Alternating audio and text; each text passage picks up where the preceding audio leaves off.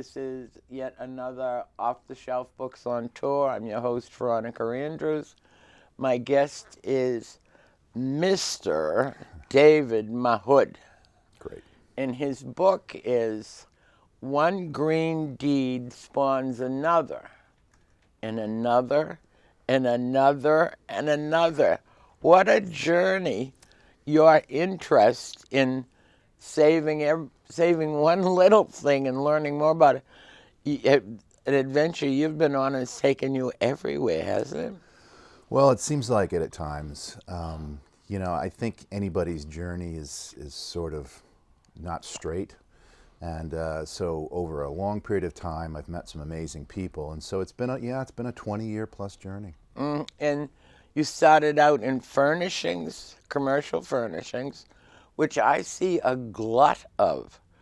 When a business goes bankrupt, unfortunately, or closes down, it literally is cheaper for them to leave everything and move on and buy all new on their next venture.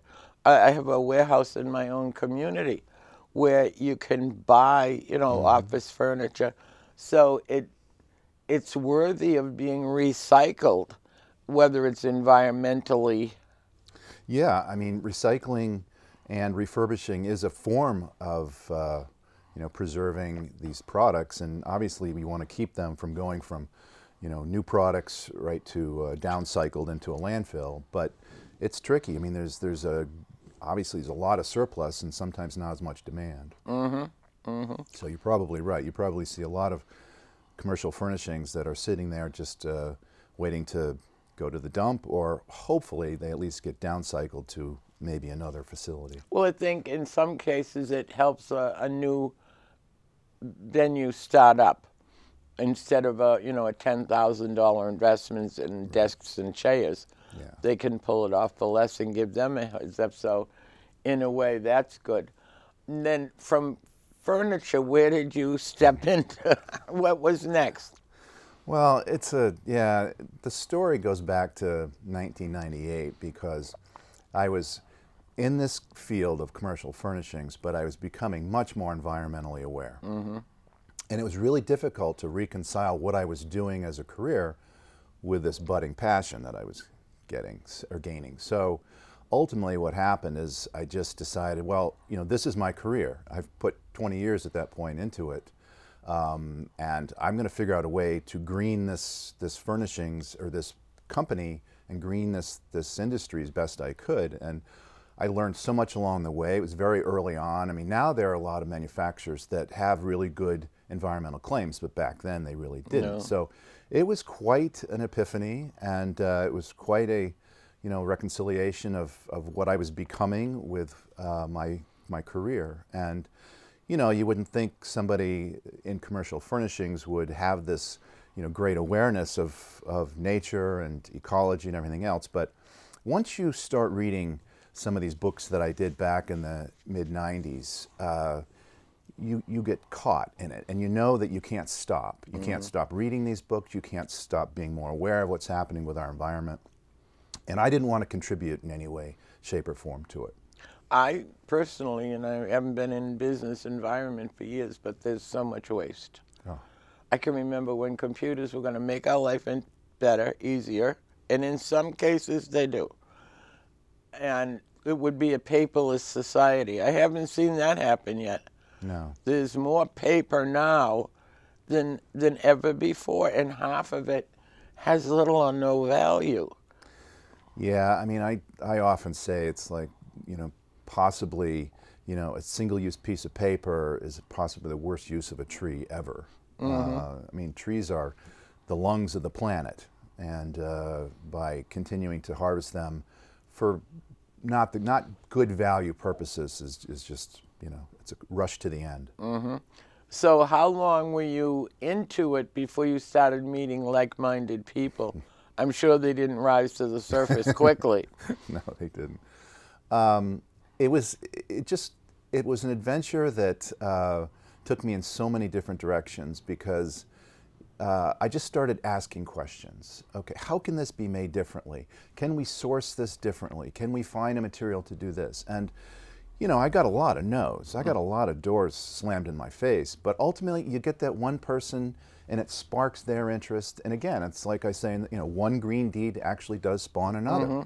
So if they're starting to think about how they can do something differently, they'll ask somebody, and then maybe we really do get to green furnishings. And so that was sort of the purpose of it. And, you know, I started doing talks back in the late 90s, early 2000s, and I would finish every talk with one green deed spawns another. The idea that, hey, you know, if I can do it, you can do it. And that's where the book title came from. And I think, you know, ultimately I've made an impact. Good. Maybe small, but if I triggered somebody to think differently, then I've done my job. So at the end of 20 years of just the commercial furnishings, what have you accomplished? Do we make desks out of bamboo? Yeah, you actually do. Okay. We can, I think, and I won't take credit for this, but the industry has certainly become greener through U.S. Green Building Council and their program LEED, which really did help green buildings. And then ultimately the products, the interiors of it caught on as well. So, but my tale starts before LEED and USGBC. I had to kind of conceive this on my own. So there are amazing green products. There are products that are 98% recyclable, if you can imagine. And so we've made big steps. Are we there completely? No, we've got a long way to go. And obviously, as I say a lot, the greenest product is one that's not made. So sometimes we make products solely for the purpose of capitalism, and, you know. But money, unfortunately, seems to be the root. And no matter how much we recycle and the communities recycle, in my own community, we all bought into the recycling, and the money would come back to the community, and we would always get a new recycle box from our water bottles after the truck crushed it. Didn't happen. And nobody seems to know where the revenue from our recycling went. And I look at that 6-mile long island of floating plastic in the Atlantic. How many recycling buckets could you make out of that mess? Well, it's been in the news a lot, It has. this specific garbage. And it's actually, they call it a patch. It's not this really confined patch. It's actually more of a broken down plastic soup. But it is actually the size of 3 Frances, they've now determined. And it got considerably bigger with the Fukushima disaster in Japan, I understand, and that waste ultimately filtered out there. And it's just this big vortex, and all this plastic is assembling there. And if that right there isn't a message to all of us to say, what are we doing? What kind of products are we making that contribute to this kind of ecological disaster? And catch it.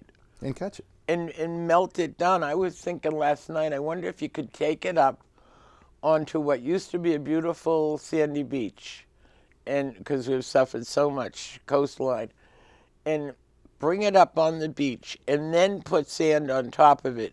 Would it not be the basis, or make a coral reef out of it, sink it down the bottom? Yeah, I mean, plastic is not Not just conducive. not- Nobody wants it. Well, you know, plastic became such a simple product to be manufactured. It was a byproduct of the petroleum industry. It certainly, in some cases, it's been a godsend. In most other cases, it's become something we don't know what to do with. I mean, in one of the chapters in the book, there's a woman who runs a sea turtle hospital. And when I asked her, if you had one green deed you'd like to see heeded, adopted, and passed on, what would it be? She said, I'd get rid of plastics. And she's seen it firsthand. She's rehabbing sea turtles, and they are ingesting plastic. And, you know, we had this conversation saying, well, not just sea turtles anymore. We're all ingesting plastic. We're finding it in our food. We're finding it in our containers. And we've now known that plastic leaches. And so Don't put it in the microwave. we put it in the microwave. And so we just know that it's become an ecological disaster. And the amount of plastic that gets recycled, the rate is really ultimately very low. Some have high recycling rates, but overall it's 5% or in that range. And again, So, it's cost. I mean, yeah. we see clothing being made out of it. We're seeing carpeting being made out of it. right. I kind of think it would be cool. So much is done with these 3D printers. If you could feed the recycled plastic into the 3D printer, it would take off. Like I saw a car yesterday made up by a 3D printer, and a house. So that's a lot of plastic. It is, but here's my issue with that. My issue with that is, we have to begin at the source. So if we continue to, if we use recycling as sort of our solution, that's a temporary solution. I mean, ultimately, you start at the source. You look at the source of these materials, and you come up with better solutions. So we're not stuck with how do we deal with this amazing All of amount our of things, waste. and well, you've experienced that. Your book and your life seems to be like a pebble thrown on a smooth water, because now you're interested in the turtles and you keep on checking on them, and you've devoted time and energy writing about them, alerts other people. I mean, there's so many things that you get into: trees, turtles, organic waste, and worms. Worms. Did you buy into that too? A fascinating place, the Worm Farm in Avon, New York. My high school buddy founded this organization. He's an amazing man, and vermicompost is something people don't really understand about, because we compost a lot. Composting is great, but what these amazing red worms can do is they can digest virtually any kind of waste. Except for plastic. Yeah, and turn it into really great organic soil castings that then make your planting that much more robust. It makes the soil more robust. It enhances the soil. So, this is one of those symbiotic relationships that we got to start thinking about. So, my friend Tom Hurley, he's Worm Farm in upstate New York, was one of the joys of this book, because it shows what can be done when you have really interesting, innovative minds. And so his worm farm actually solved the dairy farmer's waste issue, because manure in a dairy farm is a problem. But it's vital. It's the best fertilizer you can buy. It's just difficult to deal with. Yeah, and turning it into these organic soil castings actually produces greater value. Oh my goodness, and much more higher content of nutrients and stuff. It's like a double shake or a double shot. Right. Yeah. Right. So that was a fun trip to go out Good. to the Worm Farm. Good. But Well, what you've put in the book, and it comes through, is every adventure has been beneficial. And you're a lifelong learner. Your mother was a teacher. my mother was a teacher. My dad was a teacher. Yeah. Happens. And aren't we lucky? Aren't Yes. we lucky? I sit here and I learn every time. I don't get to choose the books I read, which most people do. I get to read the books that are presented to me, and I'm so grateful, because I'm not sure, given any spare time, I would walk in and pick up your book. But I'm so glad that I read it and I learned from it. And you carried your organicism into the publishing. Mm-hmm. So how long did it take you to put it together? Was it worth it? How many piles of notes do you have in the house?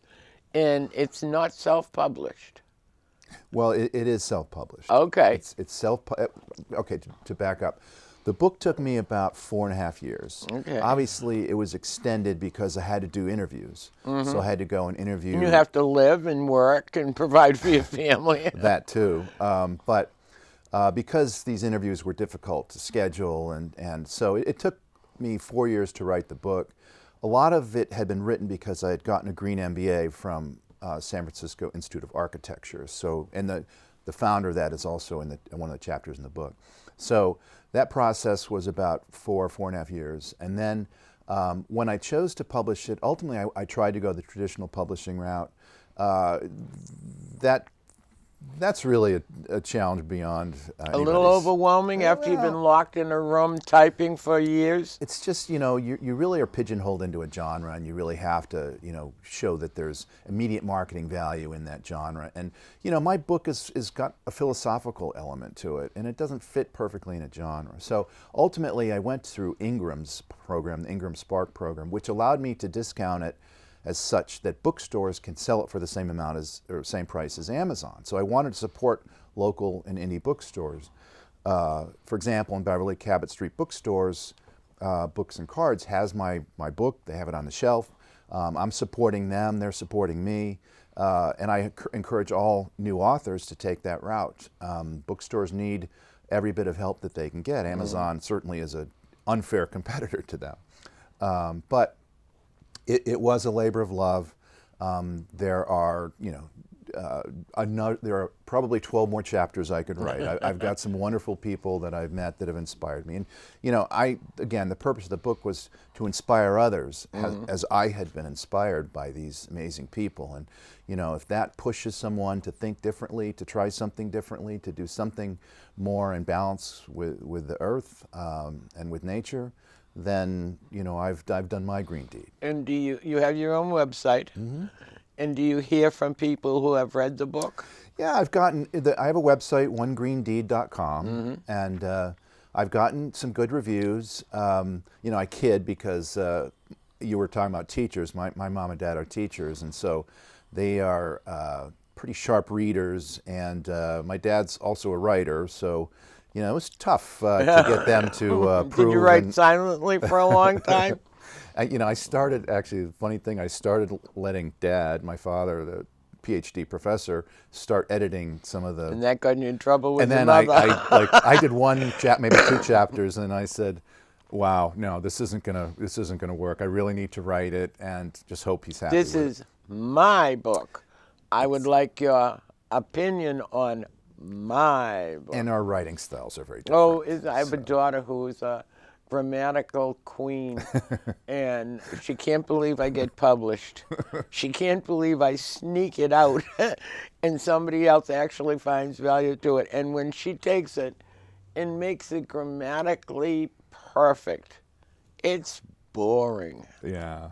Well, and one other thing that I found out that was very interesting is that the book design is really huge. Bookstores look for books that are designed nicely. I was very fortunate to have Gina Poirier design my book. She did a beautiful job. The photo is actually from Woods Hole Research Center. Excellent. We're finding a lot of authors are using their own photographs.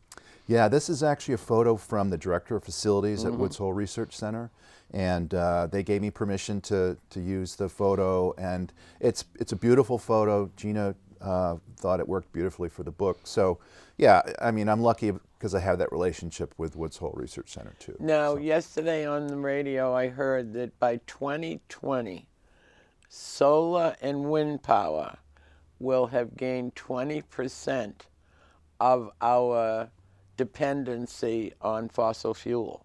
Do you see that happening? So it'll offset 20%. Well, it has the potential to do a lot more than that. There's a butting of heads right now. Oh, no, I hadn't noticed that at all. Yeah. Anyway. I wondered why they can't make a wind turbine that goes this way. They do. Well, why aren't they more popular than this one that looks like a jet's coming in? Yeah, I don't know the output and the impact, but I suppose snow would sit on top of it. And I think there's a cost associated. The ones that I've seen, the retractable ones that are pretty amazing, I imagine they've got a fairly high price tag. Here we go with the money quotient again. Yeah. Well, yeah, but I mean, think about this. I mean, we don't really pay the appropriate price for the use of fossil fuels. They're subsidized. The pollution that's associated with it doesn't cost us a thing. In the end, it costs us a lot. We pay in the long run, yeah. So it's always been an unfair Well, don't you think that's equation. what solar and wind is, too? The people that fight against it don't see 10 years down the road when it would be making a difference. Yeah, Can't be that we don't believe them. Oh. I think we could offset 50 to 7. I mean, there are nations that are offsetting well over 50% of their their energy using renewable energies. And you know, we've got a giant land base here in the United States. We've got an opportunity. I mean, Texas leads the nation in wind production. We've got, you know, obviously an abundance of solar opportunities. We have to obviously support the infrastructure. We need to get you know, pretty strong federal support to be able to implement the kind of changes we'll need to get to 50% or above. But we don't have a lot of time to be debating this. I mean, I would risk saying that we've tipped the, you know, we've over the tipping edge here. Yeah, really. It's sort of like the national debt. Yeah. That many decimal points. Yeah. When we travel, I notice, and it's probably because we're New England, I notice solar farms. We were at Pocono Raceway, and across the street from the raceway, as big as the raceway, is a solar farm.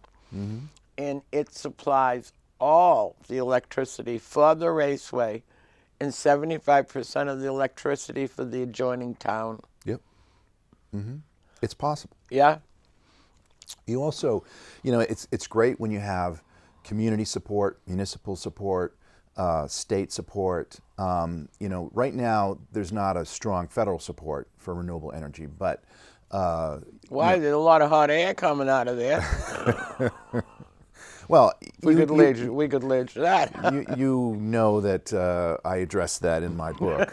I believe that fossil fuels are the barons of today. I mean, I believe that, you know, they're causing harm like the tobacco companies did 20 years ago. And there's the buck again. And there's the buck again. Yeah. And we who are trying to hold on to the buck and make enough to keep ourselves comfortable, you get the feeling you really don't stand a chance against the barons because they've been in place. Yeah.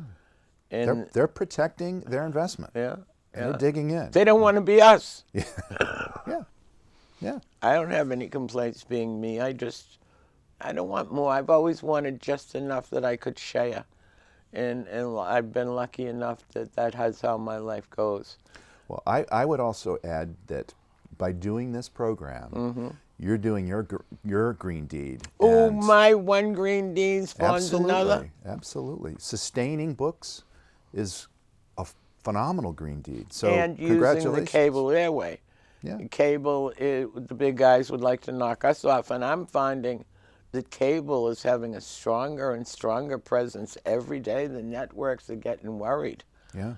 So, yeah. Oh, I feel good. Thank you. I did one green deed. Absolutely. Spawns another. David's now going to read for us one of the paragraphs or pages that he thinks important to share with you.